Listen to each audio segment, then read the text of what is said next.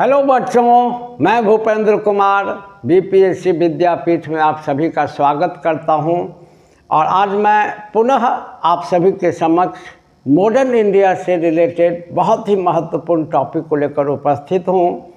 और आज का जो हमारा टॉपिक है वो मॉडर्न इंडिया के फ्रीडम स्ट्रगल या नेशनल मूवमेंट पार्ट से रिलेटेड है। और यह जो हमारा टॉपिक है यह है सत्याग्रह। बहुत ही महत्वपूर्ण टॉपिक होता है सत्याग्रह हमारे मॉडर्न इंडिया में नेशनल मूवमेंट से रिलेटेड। और सत्याग्रह पर जितने भी प्रश्न पूछे जाते हैं, मेरा मानना है या मेरा एक एम है कि मैं उन सभी चीज़ों को आपको पढ़ा दूँ, ताकि किसी भी कॉर्नर से किए इसमें कमी नहीं रहे। और पिछले वीडियो में मैंने 3 सत्याग्रह को पढ़ा दिया है। सत्याग्रह का अर्थ क्या है, सत्याग्रह में 3 सत्याग्रह मैंने आपको पढ़ा दिया है, जिनमें एक पढ़ा दिया है चंपारण सत्याग्रह। चंपारण सत्याग्रह को मैंने पढ़ा दिया है। दूसरा मैंने आपको पढ़ा दिया है अहमदाबाद सत्याग्रह। अहमदाबाद सत्याग्रह। और तीसरा मैंने आपको पढ़ा दिया है खेरा सत्याग्रह।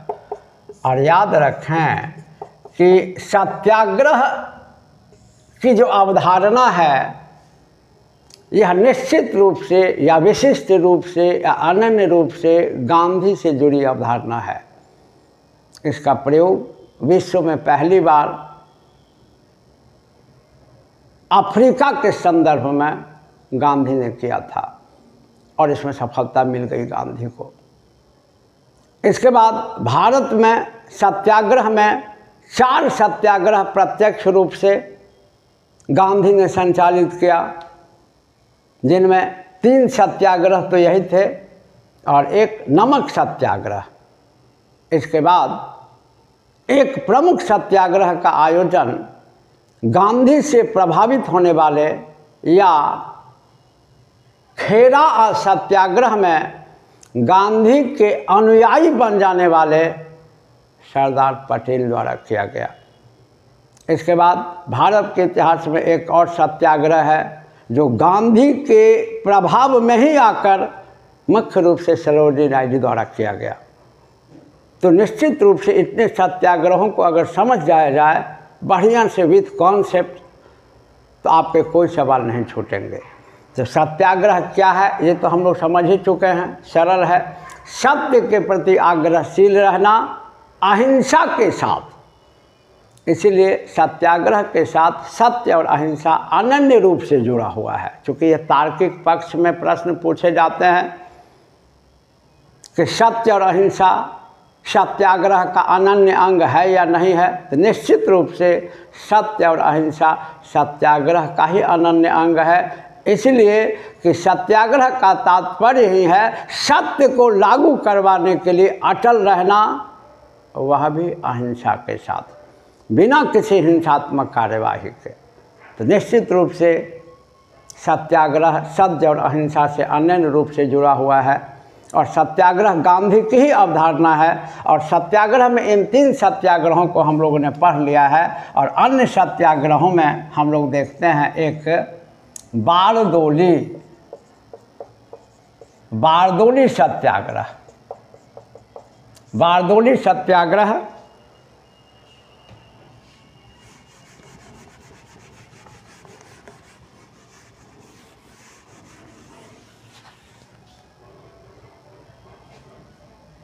सबसे पहले हम लोग देखते हैं बारदोली सत्याग्रह। याद रखें, देखिए बहुत ही व्यावहारिक पढ़ाई है और व्यावहारिक पढ़ाई हम लोग करते हैं।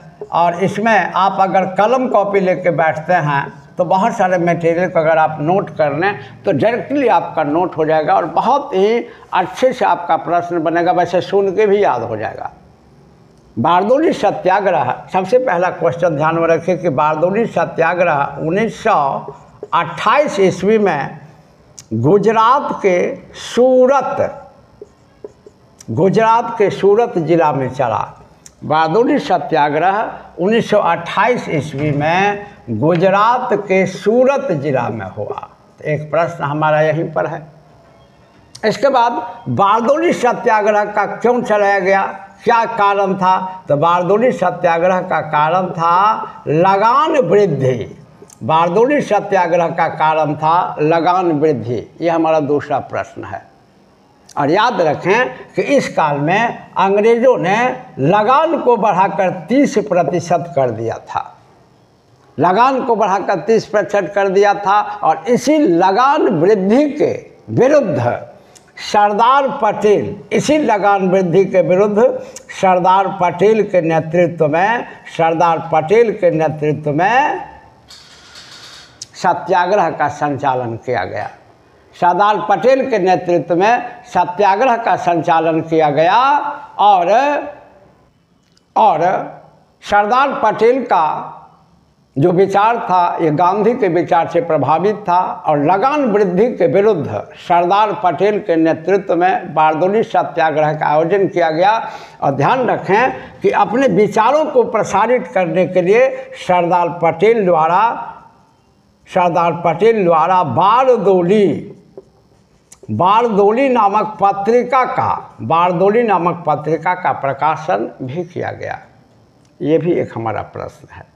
और बारदोली सत्याग्रह सफल हुआ, इसीलिए कि सरकार ने बारदोली सत्याग्रह के प्रभाव स्वरूप किसानों की समस्या की जांच के लिए 2 समिति का गठन किया जो काफ़ी पूछे जाते हैं, जिनमें एक समिति है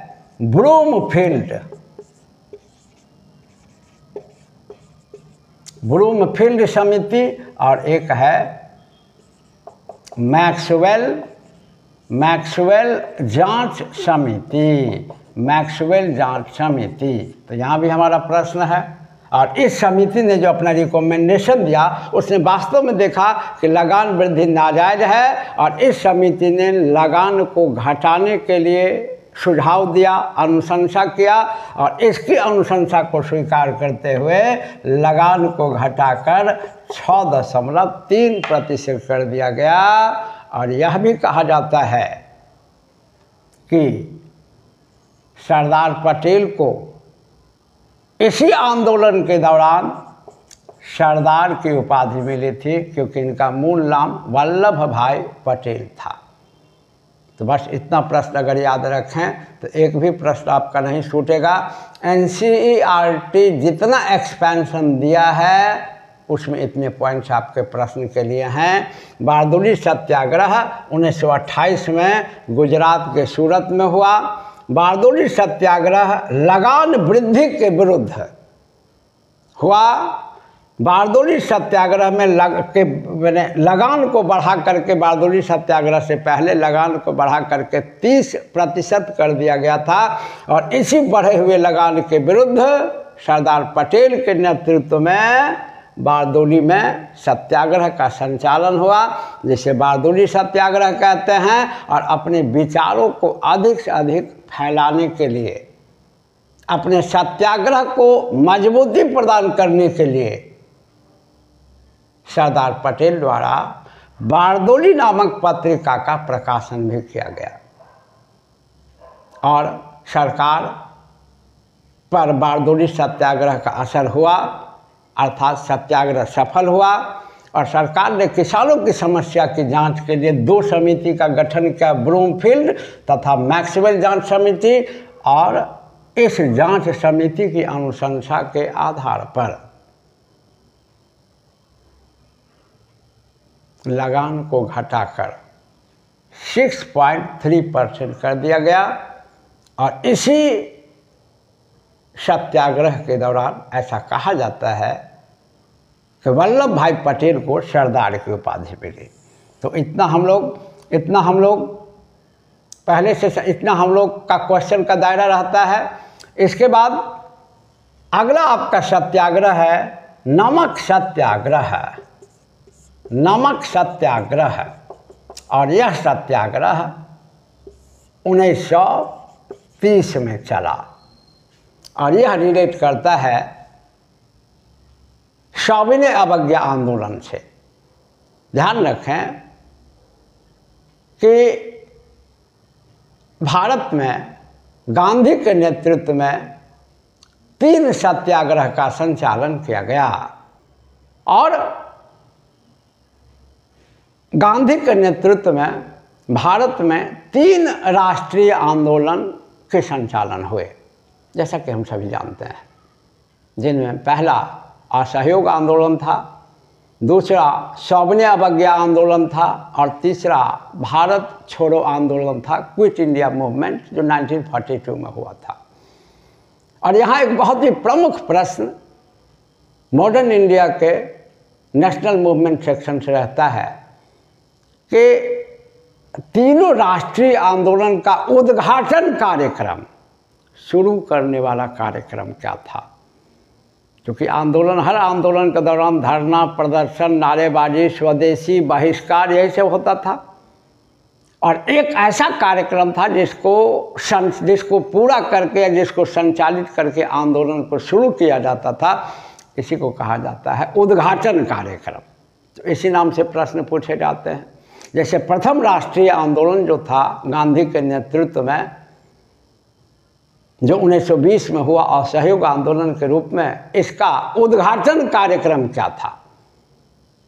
तो 1920 के असहयोग आंदोलन जो प्रथम राष्ट्रीय आंदोलन था, इसका उद्घाटन कार्यक्रम था उपाधियों को वापस करो और आंदोलन शुरू करो। तो प्रश्न आते हैं कि गांधी ने कौन सी उपाधि वापस कर दी। तो कैसर-ए-हिंद। रविन्द्रनाथ टैगोर ने कौन सी उपाधि वापस कर दी। तो सर, क्योंकि ध्यान रखें एक कन्फ्यूजन होता है बच्चों में कहीं कहीं कि रविन्द्रनाथ ने नाइटहुड की उपाधि वापस की, लेकिन यह असहयोग आंदोलन के दौरान नहीं। असहयोग आंदोलन के पृष्ठभूमि में जो एक बड़ी घटना घटी थी, जो असहयोग आंदोलन का एक कारण भी बना था, जालियांवाला बाग हत्याकांड 13 अप्रैल 1919 को, उसी घटना के विरुद्ध रविन्द्रनाथ द्वारा नाइटहुड की उपाधि वापस कर दी गई थी। इसके बाद सर की उपाधि असहयोग आंदोलन के दौरान तो महात्मा गांधी ने कैसर-ए-हिंद की उपाधि वापस कर दी, रविन्द्रनाथ टैगोर ने सर की उपाधि वापस कर दी, जमुनालाल बजाज ने राय बहादुर की उपाधि वापस कर दी। तो उपाधि को वापस करो, क्योंकि उपाधि यहाँ अंग्रेज़ों ने उन्हीं को दे रखी थी जो अब तक अंग्रेज़ का सहयोग करते आ रहे थे, जिनके मन में अब तक अंग्रेज़ों की न्यायप्रियता पर विश्वास था। ध्यान रखें, पहले गांधी भी अंग्रेज़ों की न्यायप्रियता पर विश्वास करते थे, लेकिन प्रथम विश्व युद्ध के बाद इनका मोह भंग हो गया और इन्होंने यह कहते हुए उपाधि को वापस कर दिया कि आज के बाद आपकी न्यायप्रियता पर मुझे विश्वास नहीं है और मैं आज के बाद आपके साथ सहयोग नहीं करूंगा और सहयोग करूंगा। इसलिए प्रथम राष्ट्रीय आंदोलन का नाम असहयोग आंदोलन था। तो इसका उद्घाटन कार्यक्रम था उपाधियों को वापस करना। द्वितीय राष्ट्रीय आंदोलन जो सौजन्य अवज्ञा आंदोलन था, इसका शुरुआती कार्यक्रम या उद्घाटन कार्यक्रम था नमक कानून को भंग करना और आंदोलन शुरू कर देना। और तीसरा और अंतिम जो राष्ट्रीय आंदोलन था भारत छोड़ो, उसका उद्घाटन कार्यक्रम, शुरुआती कार्यक्रम था राष्ट्रीय सरकारी भवनों पर तिरंगा झंडा लहरा दो और आंदोलन शुरू कर दो। तो यह प्रश्न पूछा जाता है कि दिल्ली के लाल किला पर जो सरकार का भवन था, किसने तिरंगा झंडा लहराया? तो अरुणा आसफ अली ने। अपने बिहार में सचिवालय सरकारी भवन था, तो यहाँ पर पटना कॉलेजिएट, BN कॉलेजिएट के छात्र झंडा फहराने चले, जिसमें गोली चल गई, जिसको पटना गोलीकांड कहा जाता है, जिसमें 7 व्यक्ति मारे गए, जिनकी मूर्ति आज भी पुराने सचिवालय के सामने है, जिनको शहीद स्मारक के नाम से पूछा जाता है, जिसका उद्घाटन बिहार के आज़ादी के बाद बिहार के प्रथम राज्यपाल जयराम दास दौलत राम द्वारा किया गया। तो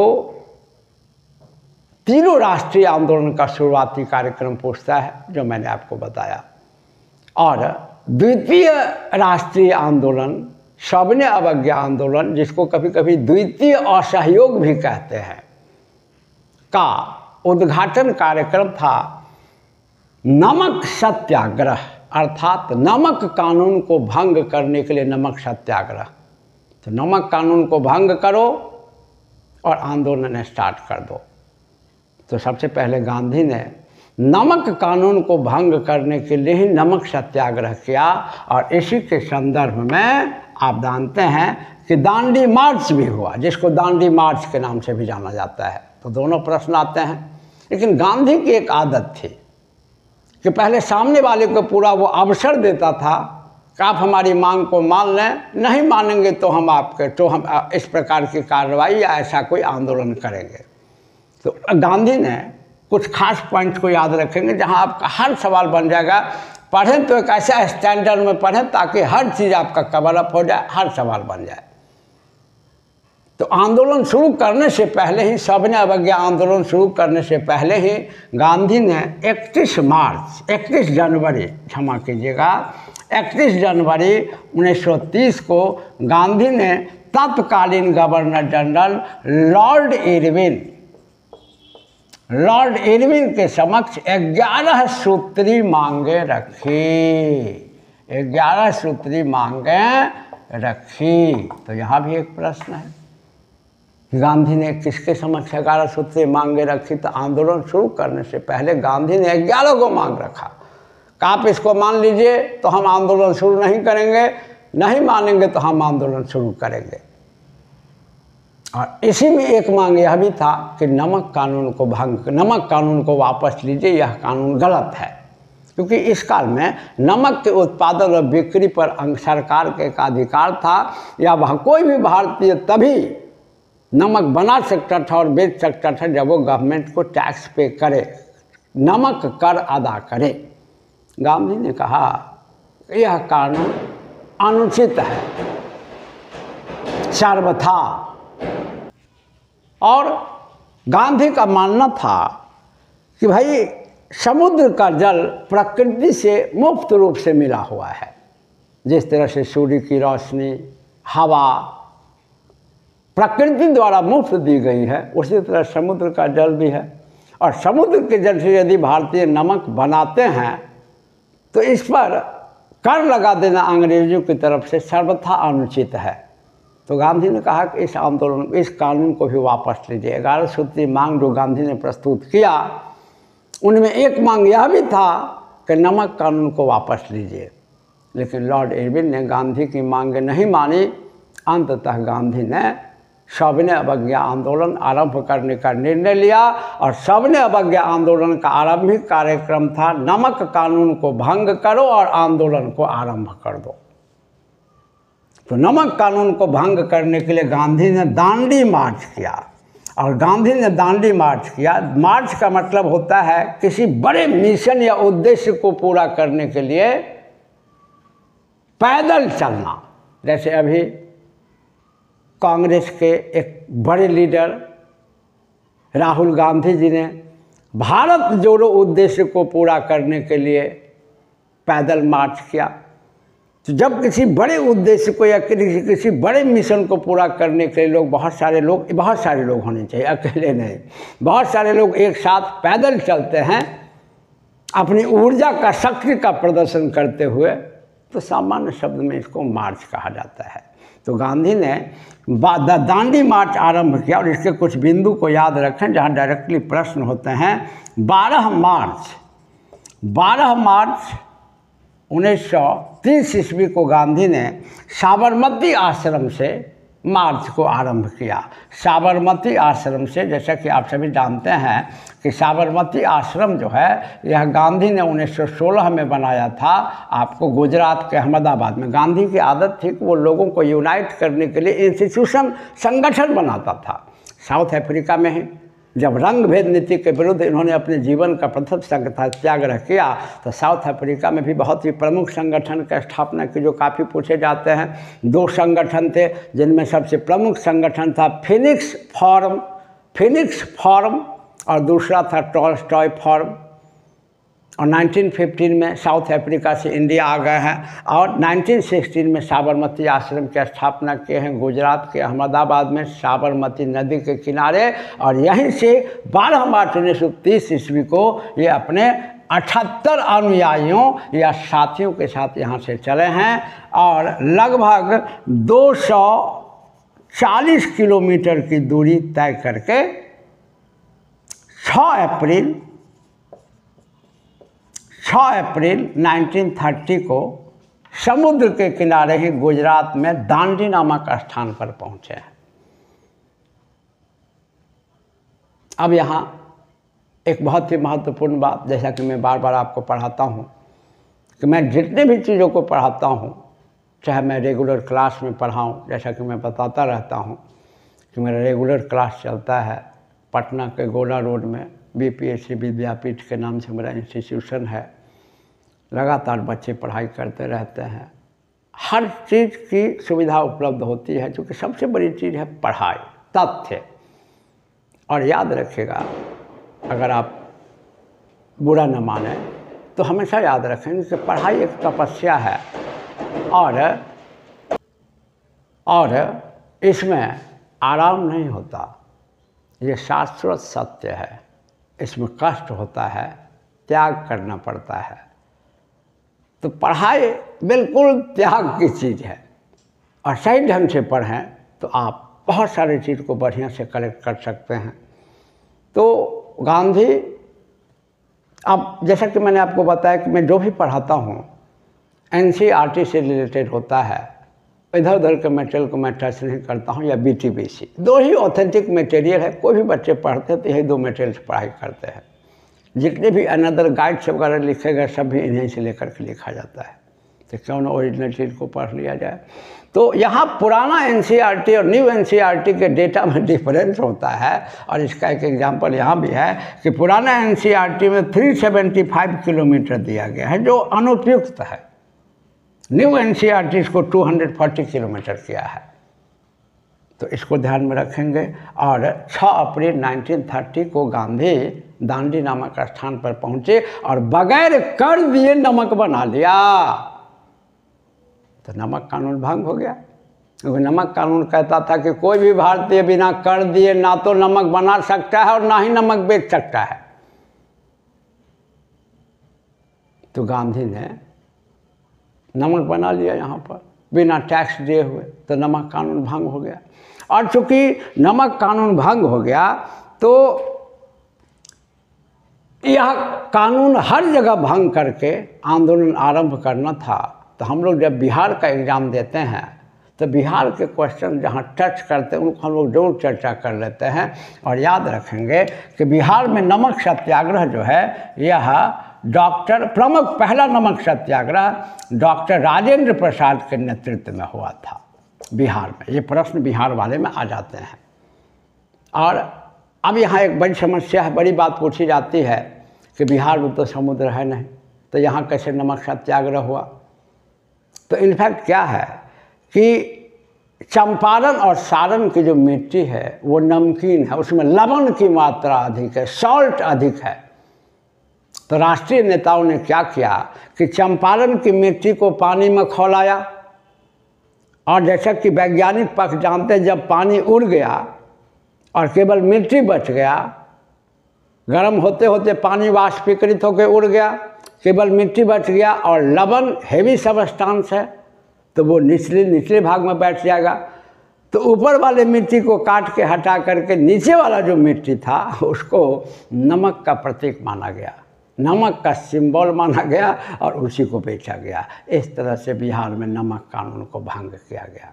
तो जहाँ जहाँ भी, जैसे नागालैंड में रानी गिडरू ने नमक सत्याग्रह का संचालन किया, तो पूरे भारत में जब गांधी ने नमक सत्याग्रह द्वारा नमक कानून को तोड़ दिया तो पूरे भारत में सभी जगह पे क्षेत्रीय नेताओं द्वारा नमक सत्याग्रह को करके ही आंदोलन का आरंभ किया गया।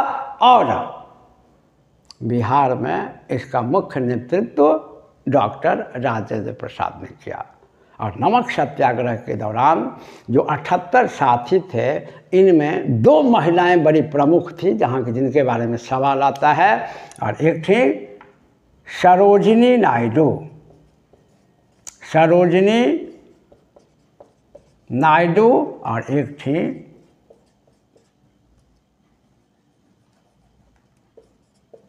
अंबाबाई।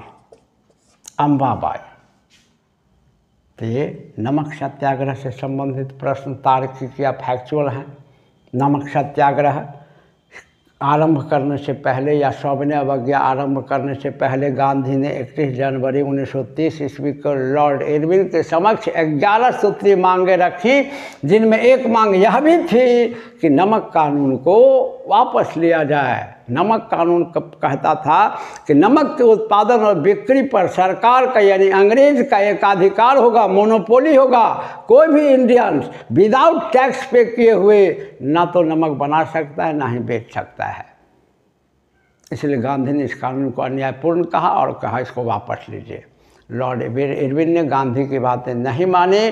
गांधी ने आंदोलन को आरंभ करने का निर्णय लिया और आंदोलन का आरंभिक कार्यक्रम, उद्घाटन कार्यक्रम, शुरुआती कार्यक्रम नमक सत्याग्रह था, जिसके द्वारा नमक कानून को भंग किया गया और इसी के लिए गांधी द्वारा दांडी मार्च किया गया। और 12 मार्च 1930 ईस्वी को साबरमती आश्रम से 78 साथियों के साथ पैदल मार्च आरंभ किया गया और लगभग 240 किलोमीटर की दूरी तय करके 6 अप्रैल 1930 ईस्वी को गुजरात के दांडी नामक स्थान पर पहुँचे और समुद्र के जल से नमक बनाकर नमक कानून को भंग कर दिया।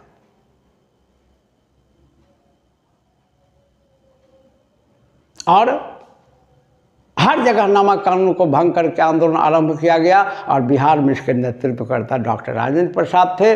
और बिहार में चंपारण की और सारण की मिट्टी को के निचले भाग को प्रतीक मान करके नमक को बेचा गया, बनाया गया। इस तरह से नमक कानून को भंग किया गया।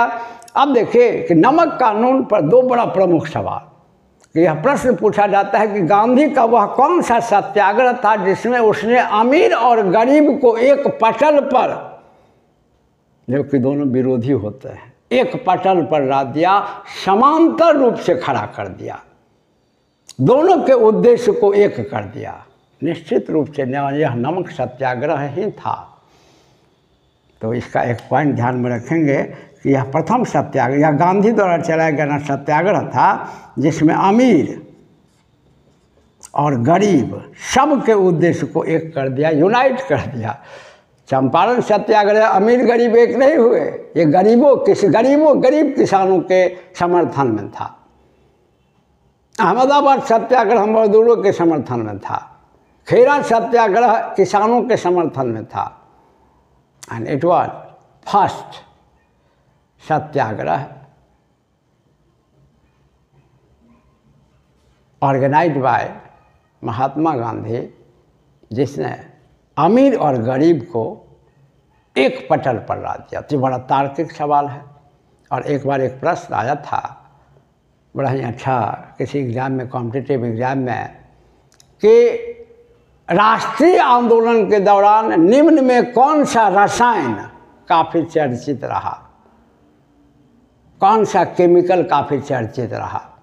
उसके ऑप्शन में एक था NaCl। तो यही साधारण नमक है जिस कानून को भंग करने के लिए गांधी ने दांडी मार्च किया और इसी के साथ सविनय अवज्ञा आंदोलन शुरू हुआ। और इसी में एक और छोटा सा सत्याग्रह कभी कभी पूछ दिया जाता है, धरासान सत्याग्रह। तो ये क्या था भाई? तो यह भी इसी का अंग था। जैसा कि मैंने आपको पढ़ाया है कि गांधी के 78 अनुयायियों में 2 महिला बड़ी प्रमुख थी। 2 महिलाएं, एक सरोजिनी नायडू, एक अंबाबाई। और सरोजिनी नायडू बड़ी ही सक्रिय महिला रही, सरोजिनी नायडू। और ध्यान रखेंगे कि सरोजिनी नायडू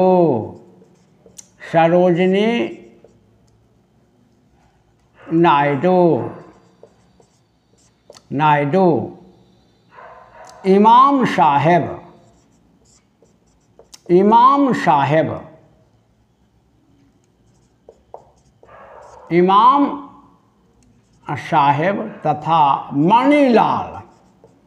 मणिलाल का मतलब याद रखेंगे गांधी जी के पुत्र।